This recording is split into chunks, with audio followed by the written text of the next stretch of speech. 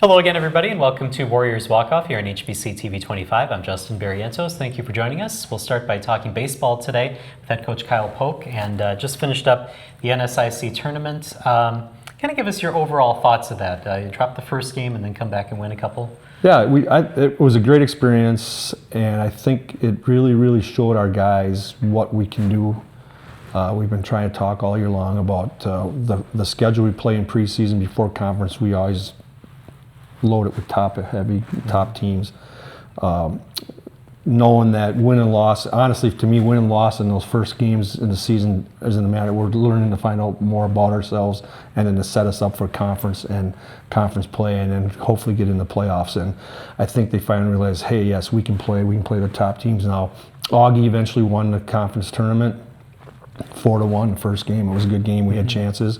And then 2 elimination games, we won, beat Wayne State 10-2, beat Mankato, which is always nice, eliminated them.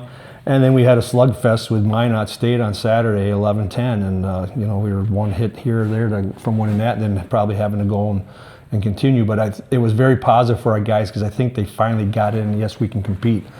Last year, a lot of these guys played in the conference tournament, and we went there first time for a lot of those guys because young freshmen, sophomores, and they were like deer in headlights. Mm-hmm.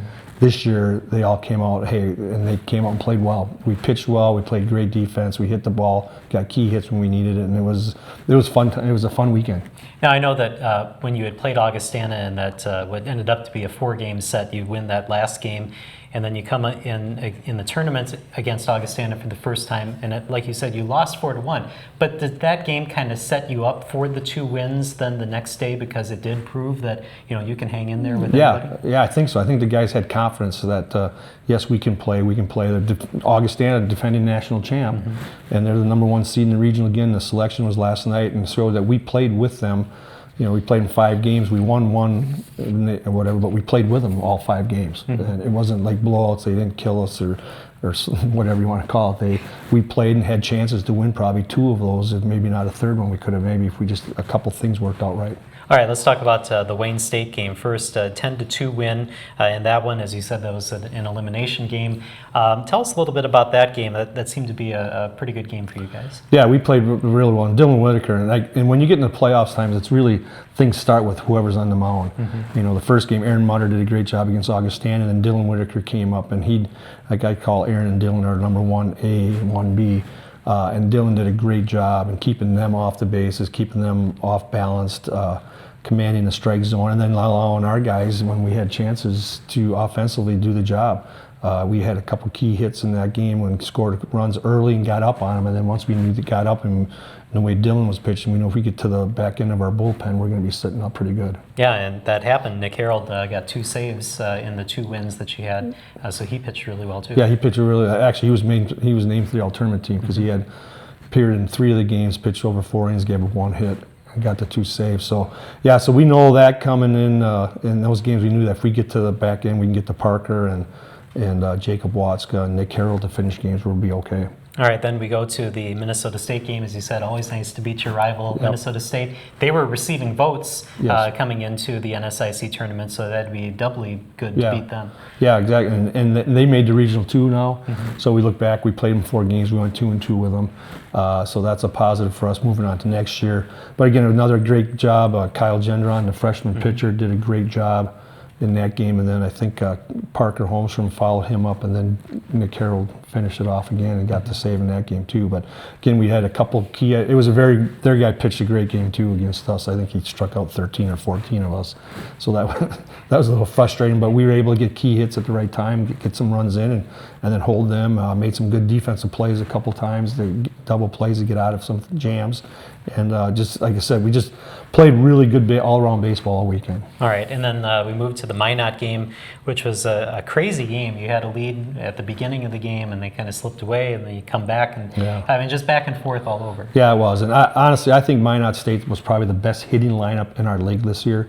They had guys 1 through 9 that they're all good hitters and stuff. And the Darryl Dahl guy who was the MVP, he was just like anything he swung at was hit hard. So we got out early on them again. But they did a great job. They did against Augie, and they got beat in the championship game. But Augie was up 7-0 or 9-0 on them, and they came back. They scored 7 runs in 1 inning against them, and man, then they made it a game there too. So just unfortunate that they got the 2 key hits at the end of the game and we didn't, and they ended up beating us 11-10. Nick Nielwansky had a great game, 3 hits, 3 RBIs, solo home run in the top of the 7th for you. So, I mean, it was there. I mean, everybody was just we were contributing. there. Everybody, yeah. I remember looking at the box score, and everybody in the lineup had a hit. And our key, and with 10 runs, they had probably all of them had a key hit at one time or another where we needed it. So it was good to see that everybody was contributing, because early in the year when we played our first couple non-conference games, it was from everybody in the lineup, and then we struggled in the middle a little bit because waiting for guys to step up, and then this conference tournament, everybody had a little bit to do something that was positive. And then I got to ask you about the pitching, because you ended up, because of the back and forth, you used 10 different pitchers in that game, and obviously in this kind of short span of the tournament, you needed to have a lot of pitchers at the wheel, and we talked about that all season long. Yeah. So when you have to throw 10. Tell us, what were some of the decisions to bring guys in? Well, you just know you're looking at matchups. You're looking at where we're at in the game. Can we get a guy go extended innings, or do we want just 1 or 2 hitters? So a lot of those things it depends on what the situation is and that type of thing. So a lot of people think I just sit in the dugout and watch, but between me and my coaches staff and Patrick Riley, Ben Johnson, and Gunnar Peterson did a great job this year, and we're always talking, and I always tell my assistant coaches all the time, and I get this from Bobby Knight, that I expect 100% input, but they should only expect me to take 25% of that. Well, mine with these guys is probably closer to 50% of what they say, because they do a really good job. And I tell them, I want you to say, and then I'll determine what we do and whatever. So, but my coaching staff is really good, so I listen to them quite a bit. All right, we got about a minute and a half left in this segment. So then what's next this summer? What do you guys do in the off-season? Well, that's the question. Everybody says, what do you do now? You just go fishing? And I said, well, yeah, I try to go fishing, but like this week I got games Monday, Tuesday, Thursday, Friday, and Saturday to go out and watch kids. And our day off on Wednesday, me and my coaching staff are going to the Twins game. A former player where I works for Federated Insurance got us tickets, so we're going to the Twins game on Wednesday. So I got baseball all week again. So, but that's basically what it is. It'll be usually 4 nights a week, and almost every weekend now from now until August. We're out on the recruiting trail looking for players. We're done with 2019 grads, so we're just trying to look at 2020s and start compiling us to 2021 grads to start working on that. So, yeah, it's the work. The game's ended, but now the work starts. Right, and then for the team, obviously a lot of them are going to be playing summer ball and in different leagues. When does the actual team get back together as Warriors? Next, probably last week of August, the first week of September. They'll all show up on campus late August, but we usually don't start till Wednesday after Labor Day. So we give them that first week or so to get accustomed to school, especially the freshmen are coming in. But they'll get together with everybody, and the upperclassmen do a great job of getting the freshmen involved in figuring out what's going on. And then when we start practice the Wednesday after Labor Day, we're ready to go. All right, we're going to take a break here on Warriors Walkoff. When we come back, Andrew Pleiner will join us right after this. Follow the national circuit of the Pro Watercross Tour each week on Pro Watercross. It's not your average day at the beach. Featuring the best professional and amateur power sport athletes from around the world competing on the most beautiful beaches and venues in the USA, on some of the most challenging and technical race courses in the world. Check out the high-speed thrills of Pro Watercross weekdays at 9:30 a.m. and 3 p.m. on HBC TV 25.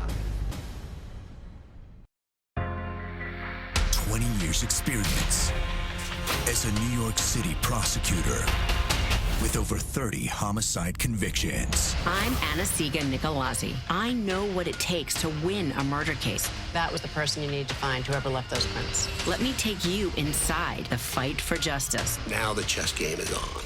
You basically have a psychopath on the loose. True Conviction. All new Tuesday at 10. Only on ID and ID Go. And welcome back to Warriors Walkoff. Andrew Pleiner joins us. Thanks for being here today. Let's just kind of get a wrap on the season. How did you feel that the team played? And getting to the playoffs is obviously the first goal that you guys have, and you did that again back-to-back seasons. Give us your insight on the season. Overall, I'd say, it was pretty successful. The beginning of the year, we started off, we won a few games, which is, in past years, we've always seemed to go down south and, struggle with some teams that are able to play outside year round. And, that's just such a huge thing with baseball. It's the first time you're taking ground balls off of grass and dirt. And so we kind of started with like the ball rolling, you know, playing well, and then kind of once we got into conference play, we were still playing all right, but you know, we dropped a few games we probably should have won. But you know, kind of towards the end of the season, we really again started to pick it up. You know, we took a game from Augie, took a game from Mankato at the end, and really kind of gave us some, I guess, confidence coming into the conference tournament. And we kind of always knew that, you know, we had the ability to be successful and take a few games in that tournament, which was always kind of the goal. And, you know, we did that. Obviously, it wasn't exactly how, you know, we wish things would have ended, but overall, I think we were pretty, not satisfied, but, you know, we were content with it and just ready to go for next year. All right, you guys both talked about the games early on in the season, and Coach Polk, you know, you just heard him say that the wins and losses don't really matter in those first couple of games. What did you learn about yourself and how your season was going to go in those first couple of games? You know, you're still kind of trying to, I guess, feel it out, you know, get back in, you know, the swing of things. And, you know, juggling between baseball, school, all that stuff. And, you know, those early games, definitely, again, we played some good teams. And so you just kind of try to, again, get hot and, you know, play well. And that's something that's easier said than done. But, overall, I think, you know, it's beneficial to go down there and play against those good teams like you always talk about, because it gives you some good experience. And later in the season for when, you know what I mean, big situations, you're not as, I guess, nervous, or you're ready to, I guess, perform. All right, your season kind of got jump-started against Westchester. You had a 3-hit game that game, and that kind of sparked you for the rest of the season. What was kind of special about that game for you? You know, we went in that game knowing that they were a very good team, and I guess we just tried to, again, be competitive against those top teams. And I guess, like, my season, like, it wasn't exactly what I hoped it to be, but, you know, it started off a little bit slow in that game, you know. It was a decent game, but, just kind of, again, kind of making adjustments, you know, when you're struggling or, like, when you're not swinging as well is just a huge thing. And over the course of the season, I feel like I tweaked some things and kind of led to me being more successful a little bit, I guess. So. All right. What did you see from Andrew's season this year? Yeah, again, started out like the West. Did you have the home run at Westchester against them? No, I don't think I did. Westchester, which was a defending champ 2 years ago. So we played the last two defending champs on our schedule this last year with them and Augie. But Andrew is a guy that we always talk about. His talent is very high and is higher, but he likes to be a little bit not as patient as he can be, because he's a good enough hitter to be very patient. And we talk about him and a couple other guys not getting themselves out. If the other team, if you're making out, make it, they earned it and stuff. So being a little bit more confident, being a little bit more selective in pitches, what you're going after and stuff, which he's really worked at. And at the last third of the season was really good at that type of thing. But early in the year, you can't fault him. Everybody, you're excited, you want to play, you get to see it when you're jumping at everything that looks good and stuff. But not every pitch is the best pitch for you. All right. So what's next for you here in this offseason? Where do you go from here?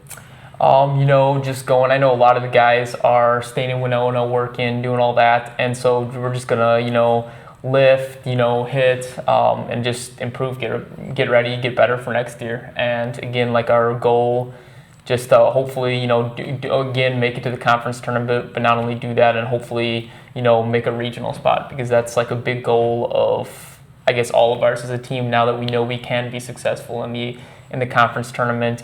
And we can do some damage to just take it to the next level, and again, compete for a spot in the region like a number of other teams in our conference are doing. All right. Well, thank you guys for being here, and congratulations on a great season, and good luck next year. Thank you. All right, thank you. All right, we're going to take a break here on Warriors Walkoff. When we come back, we'll talk softball. That's coming up right after this.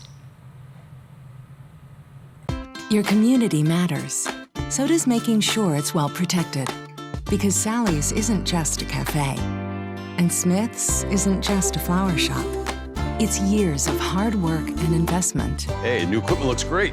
And in this moment, you realize your independent auto owner's insurance agent is the right person to protect it. Auto Owners Insurance. WA Group in Winona is your local independent auto owners insurance agency. And welcome back to Warriors Walkoff here on HBC TV 25. Time now to talk softball with head coach Greg Jones. Thanks for being here today. Let's talk a little bit about some awards and some milestones before we get into the games from the tournament. Just before we went on air, we saw the NFCA announce the All-Central Region team, and the 3 on the first team, Clement, Van Zyl, and Nowak, and then 2 on the second team, and Alexis Kelsey and Liz Potts. So that's very good that you have that. Also, the team set a record for wins in a season with 53, so congratulations on that. And then congratulations to you again, 800 career wins, which is very impressive. That's a lot. Yeah, it means I'm old. Well, I just think when you have success as a program, the accolades, follow, and it's kind of a chicken and egg thing. If you're going to have success, you need kids who have the ability to put up those types of numbers. Obviously, from a coaching milestone standpoint, longevity, consistency of having good people, good administration, good assistant coaches, those kind of things all feed into all of these things, the kids deserved it. They put up some big numbers this year on the offensive side. It's been a couple years since we've had this type of offense. And then our pitchers did their job and had a lot of strikeouts. And we did well in the glory number categories of strikeouts and shutouts and home runs and batting average and the back of the baseball card numbers and things like that. But again, all of it comes because of the 53.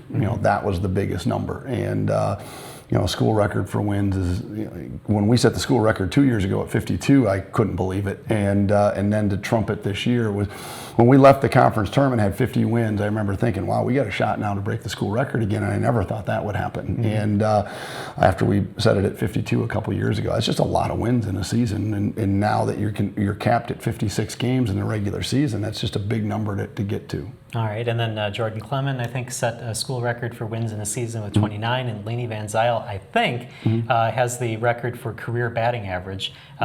So, 2 great performances there as well. Yeah, Lainey's last 2 seasons, when she hit 470 last year, I just, in my head, kept thinking, okay, she can't do that again this year. We need to work with her to handle that mentally, and she did, and maybe 20 points lower, but that's a hit here or there over the course of a long season, and so just an amazing run and for her offensively over the last 2 years, and Joe with 29 wins again is part of that team feel of her going out there and doing her job, and then us doing the job around her to allow the W's to come, because for us internally, from a coaching staff, we always talk about 40 wins. We want to get to 40 wins because we think that gives us a chance to get to the postseason. And number of games over 500 is always a big thing. Can we get to 10 over? Then can we get to 20 over? Can we get to 30 over? And for pitchers, it's always 20 wins. And for her to almost get to 30 is amazing. Yeah, let's talk about the tournament now. We can start off with the St. Cloud game, obviously to lead off the tournament. A pretty good game for you guys to advance to the next round. What do you remember from the St. Cloud game? I remember being really nervous about it because of the matchup. Again, on paper, they are really good. They have really, really good offensive numbers. They push tempo really well. They're fast, and they've got good power through the middle. And they go left, right, left, right, left, right. And so they just never really give you a break. I thought our hitting matched up well against their pitching. We've scored a lot of runs against them. I was a little concerned coming into the day about 2 things. One, the 4th matchup against them. It just becomes good teams. It's tough to beat them 4 times. And then the wind was really blowing in hard that day. And when we've had success against them, it's because we've hit the ball at the ballpark. And I will say this, that I think over the course of this season with 53 wins, that 3 of the best games we played all year were against St. Cloud. And I thought, can we play that well again to beat them again? And we did. And we went out, and Ann had that big hit in the first inning that got us on the board early. And once we had that, I felt pretty good. I didn't know that we were going to win the game, but I felt more relaxed. Like, okay, now we're in control of the game. And then really stayed in control. And Joe had a really nice outing, threw a 2-hitter, didn't give up a hit until about the 6th inning or 5th inning of that game, and held them at bay. And then we did hit the long ball. We did hit 2 balls out of the ballpark for a big cushion late in that game. All right, then we moved to Saturday and Friday, and the Augustana game. You mentioned at the beginning of the season or midway through the season that Augustana was kind of your benchmark. How you did against Augustana would reflect on how you were going to do in the conference, in the tournament, all that sort of thing. Unfortunately, only 2 hits in that game. Tell us a little bit about what happened in the Augustana game. Well, it's one of those things that they're a really good team. They've got really good pitchers. They're a mirrored image of us, maybe a little more offense production-wise. They have a little more power, a little more stolen base than we do. But again, they do the same thing where they're going to hold you down with their pitching until their offense gets in gear. We had some opportunities that we didn't execute, but overall we just didn't hit the ball enough with only 2 hits. And they got a 3-run homer, and that's in a game like that, that's a big dagger. Yeah. And then Missouri Western, then later on in the day, your elimination game, you win that one. But again, the offense kind of stalled until the middle of the game. What happened in the middle of the game then to kind of propel you? I think we actually relaxed more when we got behind. We had to come from behind a lot this year, not by big numbers, but we were down 1-0, 2-0 a lot. I think early on we were really trying to win. And we don't need to try to win. We just need to move the line and have good at bats. And we were getting people on base, and then somebody was trying to get the big hit. Once we got behind, I think our mentality changed we kind of got into the hunter mindset, and we kind of let our alter egos take over, and we got more focused on, okay, this is who we are and this is what we do. And then once the lid came off, it really came off, and then we really relaxed and got back in control of our game offensively.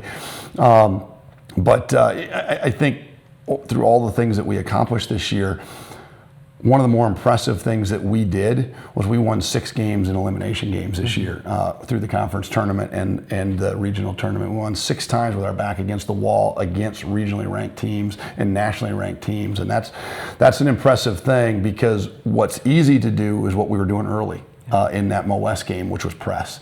And we never, other than that 3 or 4 innings, I don't think we really pressed throughout the entire postseason. And once we relaxed in that game, we kind of got back in our rhythm. All right, we got about a minute left in this segment.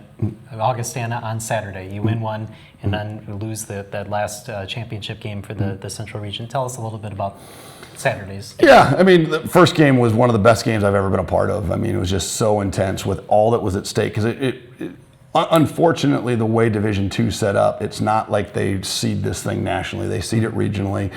You have the 2 best teams in the country playing each other, the 2 winningest teams in the country playing each other. And that first game is what a national championship game feels like. You know, the crowd, the intensity of the teams, and it's just everything you would ever want your kids to be a part of, and they got to be a part of that, and we got to be on the winning side of it. It was just phenomenal. Game 2 was everything, was the same type of matchup. Game 1 we were on the plus side, Game 2 we were on the minus side. But I don't know that Augie will go on to win a national championship, because I think we took a lot out of them. I think pushing them to the limit the last 2 weekends is going to affect them going forward. But I really do believe that at that point, there is no higher level softball in the country that was played than on that day at our field. All right, we'll leave it on that. Thank you for that. We're going to take a break here on Warriors Walkoff. Katie Schlegel will join us right after this. What are they saying, Jeff? They're saying they like Dr. Jeff Rocky Mountain West. Holy cow. What are they saying, Jeff? They like Dr. Jeff. How do you spell relief? Dr. Jeff. They like Dr. Jeff. That's what they're saying. Listen up. What are they saying, Jeff? Oh my God. They like Dr. Jeff. What do you think? Dr. Jeff. They like Dr. Jeff. That's what they're saying. In this moment, it doesn't matter if you save money in 15 minutes. It doesn't matter if your neighbor has the same insurance that you do. What matters right now is the quality of your independent insurance agent. Glad you're okay, Sarah. We'll take care of everything. And the company that stands behind them. Thanks so much for your help. No problem. Auto Owners Insurance. WA Group in Winona is your local independent auto owners insurance agency. And welcome back to Warriors Walkoff. Katie Schlegel now joins us. Thanks for being here today. Thank you. Let's start out with kind of a happy memory here. You're in the pitching circle to close out the 30-0. You get a perfect 5th inning. You get a strikeout to end that. Tell us a little bit about your emotions, your thoughts while you're pitching there. Yeah, I knew a lot was at stake. Obviously, we had a big lead, but it was just so exciting to be a part of and be in the circle for that moment. I was just trying to stay cool, calm, collected, and throw my pitches and just worked out in my favor. All right, let's talk a little bit about your kind of career here at Winona State. You're part of the Student Athletic Advisory Committee, president, I believe. Tell us a little bit about that and what all goes into that. Yeah, my junior year I was the vice president, and I just really worked hard to make different community service engagement opportunities for our athletes, and I got really involved on campus and I kind of fell in love with it. So that was fun to be a part of, and it just made me have a better sense of community in Winona.